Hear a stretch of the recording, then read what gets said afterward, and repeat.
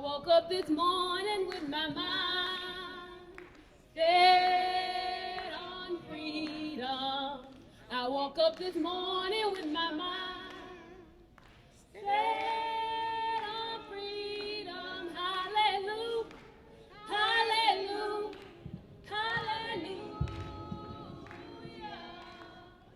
I woke up this morning with my mind set on freedom. I woke up this morning with my mind. Clap if you know the words, please. Set on freedom. I woke up this morning with my mind. Set on freedom. Hallelujah. Hallelujah. Hallelujah.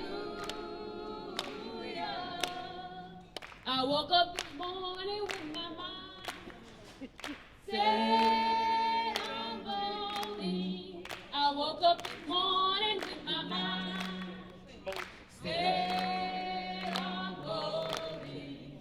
I woke up this morning with my mind set on voting. Hallelujah. Hallelujah. Hallelujah. Good morning. Feeling this morning. We felt like it was appropriate to open up in song. We know what we're here for, so we feel like it was appropriate to open up that way. Super excited to have you guys. My name is Khadita Stone. I work for Alabama Forward as a Chief Field Campaign Strategist. Super excited to see everyone. I know that you guys have traveled far. Woke up early this morning, so I do appreciate it. This morning we're going to have the first panel, which is All Power to the People. We have Colonel Bernard Simonton, who's the Executive Director of Alabama NAACP. Can we give him a round of applause? And then we have Shalila Dowdy, who is Executive Director of Stand Up Mobile. Can we give her a round of applause? And then we have Erin Woods, who is a WSFA reporter. And so we're going to get into this panel, and I'm going to kick it off to Erin. Hello. Can you all hear me? Awesome. Well, good morning, everyone. Welcome to the Democracy Now or Never Summit. You know, it's an honor to be here with you all today. It's an honor to speak to these amazing people. As Khadita said, they all have great backgrounds. And we're going to be speaking with them. They're also the plaintiffs of the current Supreme Court case dealing with Alabama's redistricting maps. So that's what we're going to dive into. But a little background on me, I'm not just someone random. I am the political reporter for the local NBC affiliate, WSFA 12 News. So I spend all of my time in the state legislature, in the state capitol, the state Supreme Court. And I learn a lot of interesting things about the government while I do that. And I get to see democracy literally in action. And that's so important because the people who I'm covering and watching are people you all elected, and the elected officials make decisions that, you know, affect the quality of our lives, affect, you know, this building that we're in right now. So without further ado, we're gonna dive in to what we have to discuss today. So since before it was, since before it was Allen v. Milligan, when it was Merrill v. Milligan, this is a case that raises issues we all need to consider, and the Supreme Court's ruling will impact everything I've said about the distribution of rights and resources in our community. So it's important for us to all talk about the case in plain language so that we can really understand what's going on. So we'll dive in with you, Khadita. So can you help us, you know, first understand some of the terms that are involved in this case, and we'll just talk about a couple. So can we talk about census data? What is that? Yeah, so every 10 years we have something that we take, it's called the census, and we take it to count how many people live in your area. And so I know we've heard different things about the census, or, you know, oh, they want my information, or they want to take this from me. No, it's literally just to count the people that live in your area. And so when these numbers are taken into account, there is a certain amount of funding that your community receives based off of those numbers. And so what legislators across the country do is they take that census data and then they take it to the process of redistricting to draw the maps and make sure that there are the same amount of people in each district so that there is fair and equal representation. And can you kind of explain what redistricting really is in its simplest terms? Yeah, so it's a process that happens every 10 years, like the same as the census, where your legislators, you have your House of Representatives, your senators, city council, school board, county commission, any elected public office, they get their maps redrawn and they have to have the same amount of people in each district, and it can't be packed or cracked. And those are packing and cracking are terms that are used when gerrymandering occurs. So when you're packing a district, you're putting the minority in one district. And in cases like specifically for Alabama and ours, they decided to pack all black voters into one district, and that's a form of gerrymandering. When you're cracking, you are cracking up those votes, so you're splitting communities, which eventually hurts communities of color, black communities like ours, because we aren't given that proper and equal fair representation that we need to thrive as a community. And so when things like that happen, there are instances where you have healthcare that's being put on the line because you don't have the proper funding going into the hospitals in your area, or you don't have the right people at the table talking about how to receive that funding. That comes in from the census, but also just from a representation level, you don't have people at the table who have the same worldviews as you that are going to take into account what you need as a member of your community.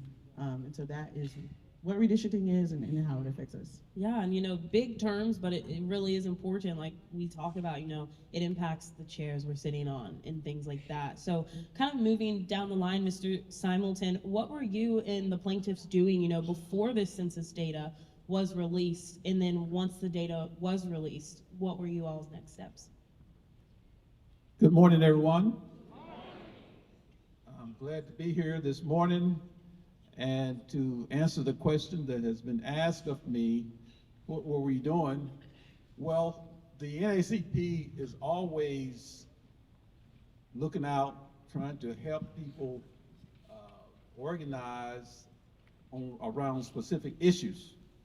And we knew the census was coming up, so we were educating people about being prepared when the census takers either came to your house, and which hopefully most of you just did it over the over your phone or on your computer at home. You don't have to go out. They don't have to come to your home anymore if you complete the data. So we were educating people about why it's so important to make sure that you complete the census form, because if you do not complete it, you may live in a neighborhood where there are, let's say there's 100, make it real simple, there's 100 people there, and if only 30 of those individuals completed the form, then according to the census, only 30 people live in that area. And the other 70 people that are in there, they do not get counted. And so when they're talking about giving dollars and building communities and things like that, community centers, well, there's only 30 people there, you don't need one. But if there's 70 people or something like that, that shows that there are a need for those resources to come into your community. So that's why, the NAACP, we're out there educating along with other organizations, educating people about the importance of making sure that you are counted when the census, when it comes about. It's not time to run and hide or say, well, I'm not going to worry about that. That's for those folks over there. But it's for you, it's for me. So it's important, and that's what we were doing, just making sure that people were aware that it's coming and the importance of completing the documentation that has been provided to you. And the same thing with when it comes to the voting. If you if they see that there is not a lot of those, just that 30 people there, it could impact the redistricting. And when that happens, rather than having someone that you feel comfortable with supporting or voting for, you may get someone that because of the redistricting, that you don't know who they are, they don't connect with you in any way. And so it's important on multiple ends that you must complete the census form to make sure that you're represented and that when the districting comes about, that you are counted. Yeah, that definitely is important. Once all that data did come out, how did you all process it? Any next steps, leading up to this lawsuit? Well, I mean, what we do, we don't process it, but we look at where the numbers are, where in particular people of color are, where the African Americans are, and when the state or the city or the county is redrawing their county commission seats or the city council seats, and I think we're going to get into this later on, but in the state of Alabama, when they redrew the congressional seats, we believe that there's a way to have two predominantly African American districts or minority districts rather than the one without it being gerrymandered. And so that's what we do after that. Look at the data by smart people a lot smarter than I am. And you can do computer modeling where people are, and that will help you determine where the people are and really what congressional district you may be in, because sometimes it changes because when they redraw the lines. But our main concern is that make sure that every person, that their vote counts, and that you're not either packed into a district or that you're not cracked so that you don't have any voting power. Thank you. And you're right, it kind of flows with our next question for Ms. Shalila here. So how did the state ultimately choose their congressional maps that they signed into law? Good morning, y'all. So I'm Shalila Dowdy. I hail from the southern part of the state, from Mobile. When it came to the drawing of the current congressional maps that we have, they are very similar to what the maps looked like beforehand when they were drawn 10 years ago. What they did, we had about 20 plus public hearings across the state where they allowed for regular, average, everyday citizens to speak about what they wanted these new maps to look like. Unfortunately, just due to people not knowing about the public hearings and the public hearings being in the middle of the workday on weekdays when people are at work, the attendance of what should have been present, it really wasn't. We had a great turnout in the major cities along I-65, Huntsville, Birmingham, Montgomery, Mobile, but some of our rural cities did not have the turnout that it should have had. But the people who did show up to speak, there was a consistent narrative of making sure that the Black vote was not diluted in our state. So the census data revealed that we sit at about 27% African American population within the state. With us having one district where we have a minority candidate, Congresswoman Terry Sewell's district, that's only 14% of representation. So that data revealed that we have enough people to have two congressional districts allocated to us. And so that was the narrative. I spoke at the hearing in Mobile. It was on a Wednesday at 10 a.m. Just placing emphasis to our elected officials. So the people who were really responsible for drawing the maps were our state senators and our state representatives that represent us in Montgomery. Other states have like a redistricting commission where they don't really use your elected officials, but we use our elected officials, and sometimes the elected officials can draw the maps in ways that benefit them. And so I feel like if we would have put more pressure on them, if they would have heard more from the people, if they knew that they were being watched and that we were ready to strike if they really didn't give us what we deserve, they could have possibly drawn the maps in the way that we wanted to, but they did not. And so it resulted in us pursuing litigation with the lawsuit that we currently have. Because there was no one that really spoke at any of the hearings that said anything outside of make sure you do not dilute the Black vote, make sure you make it where you draw the maps where a minority candidate, whether they are Black or Hispanic, or any other minority group, make sure that it's drawn in a way that is fair. And there was, I can't recall any other narrative that was pushed. And so they heard us, but they chose to ignore us.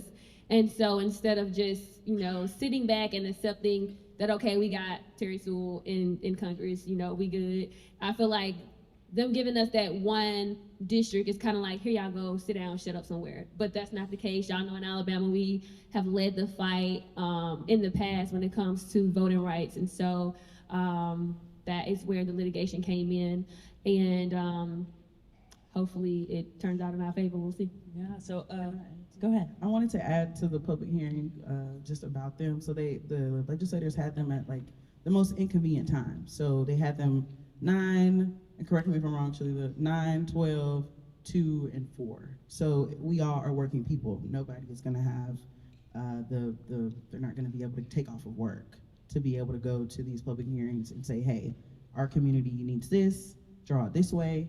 So I do want to point that out about the intentionality of what time these meetings were held. Yeah, the only one that was after hours, it was 6 p.m. and it was the one in Montgomery. Other than that, you know, they don't want you to participate in the process. They don't want to hear your voice, so they're going to make it as difficult as possible. I personally believe they all should have been after working hours, so the greatest amount of people possible could have shown up to let their voices be heard on how they thought the new map should be drawn. And so all of this, you know, culminated and resulted in the maps that they did pass, leading to this lawsuit. So could you talk quickly, you know, about how your case went from a filing to a lawsuit to the Supreme Court? So the census data was collected in 2020. It was released in 2021, and I think we got it around September of 2021. And by November, we worked with the NAACP Legal Defense Fund. They acquired regular Alabama citizens from every congressional district. So I represent the 1st congressional district. Bernard represents, what district is in Huntsville? 5th. Kadita 2nd. We all know Montgomery split into 2 districts. And we pursued litigation. It rolled into 2022, which is an election year. So we had a preliminary injunction, which is kind of like a rush court case. So we had a mini trial in front of 3 district court judges. And what was ironic about those judges were 2 of them were Trump appointees and 1 of them was the Clinton appointee. So when you hear Trump, you know, and anybody affiliated with him in his era, you sometimes don't get good vibes. And so I'm like, okay, here we go. But we had the trial. It was over the course of about 3-4 days on Zoom because we were still in the midst of COVID. And those 3 judges all said that our maps were gerrymandered. And it resulted in them instructing the Alabama legislature to redraw the maps in a manner where there is a 2nd congressional district where a minority candidate can be elected. Well, when you have a court case, you always have the option to appeal. So when the decision was appealed, it went all the way up to the Supreme Court. And we had oral arguments in October in front of the United States Supreme Court where the state was there with their Solicitor General, and then we had our attorneys from the Legal Defense Fund that was there on our behalf arguing for Black Alabamians. We're going to the polls to vote, but there are tactics in place in our state that hinders our right to vote. We do not have early voting. Absentee ballot is not early voting. We have to provide an excuse. We do not have same-day voter registration. Some states have it where you can show up to the polls on election day and register to vote. So we have voter suppression tactics in place.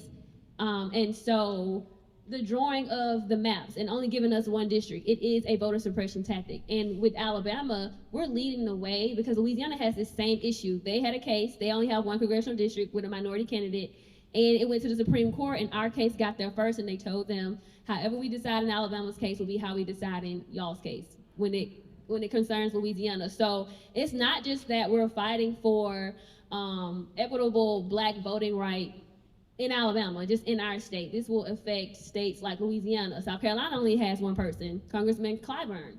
So it's not just about us, but it's about African Americans in this country and making sure that when we go to the polls, we can make a fair and adequate vote. Because right now, if I have a problem, and it's dealing with some legislation that's in Congress, I'm not going to Jerry Carl, that's my congressman. I feel comfortable like reaching out to Terry Sewell's office. And so she shouldn't have to be this lone representative that if a minority has an issue, that we reach out to her and only her when there are 7 seats in Congress. So that's where we at. That's where we are. We're waiting on the Supreme Court's decision. It can come out any day now. That is what we're told. If it does not go in our favor, there's still more litigation because we rushed it with a preliminary injunction. We didn't have an official trial, so we'll go back to the lower courts. So this could be it can stay in the courts for a while. So at this point, the Supreme Court does not favor entities that kind of relate to low income and minorities. So they may not decide in our favor. But when it comes to deciding to be a plaintiff in this case, it's like, do you sit back and just go to the polls and have your vote really not matter? Because for me, we didn't have anybody run for Congress from the party that I align with. We only had one person on the ballot this past midterm, and it's because of how the districts are drawn. And I worked on the campaigns for the past two Democrats who ran. And so it's almost like, well, if the districts are drawn in a way where you cannot win, what's the point of running? Because it's expensive to run a campaign. And so that's where we're at. We're waiting on that decision. So if y'all see anything centered around, it might say Milligan versus Merrill, or it might say Allen versus Milligan, because the Merrill Allen name is the Secretary of State, so we have a new Secretary of State. Share the information, because people should know about this landmark voting rights case, but people do not know. So it will fall back on us and fall back on y'all to spread the word to our inner circles and those who see us as leaders in the community, so that they're aware of what's going on. And what's going on is that Black people are fighting for voting rights in Alabama. Yeah, definitely important information from the communities. One quick final question, to kind of tie this case to today, and this is for any of you all, how does today's summit and festival, what does it have to do with the case and the issues that are at stake? I guess I'm going to so the title of the summit is called Democracy Now or Never. And so with all of us deciding to allow ourselves to be a plaintiff in the case and represent our respective congressional district, it was like, do you sit back and do anything? Do you sit back and not do anything, or do you push forward and be that voice for the people? And so it's either, like the name of the summit, it's now or never. This summit, we wanted to do something on a larger scale because this case did make it to the Supreme Court. We did something in October when we were in DC, but we wanted to bring it home to our people, bring it home to those who we are fighting on behalf of. I'm fighting on behalf of the people that live in the 7 congressional districts in Alabama. And so this actual case was kind of like the birth of this actual summit. So it's really centered around voting rights, because when it comes back down to it, these decisions that are being made by those who we elected, it impacts us. And if we can't get the right people in office, then our livelihoods are affected. Well, thank you all so much for sitting up here. Let's give them a round of applause. It was great information that you all shared, and I know you'll have a lot more to share. Thank you all. I send it to you, Khalida. Thank y'all. We're gonna have the next panel come up shortly. So thank you guys for your patience.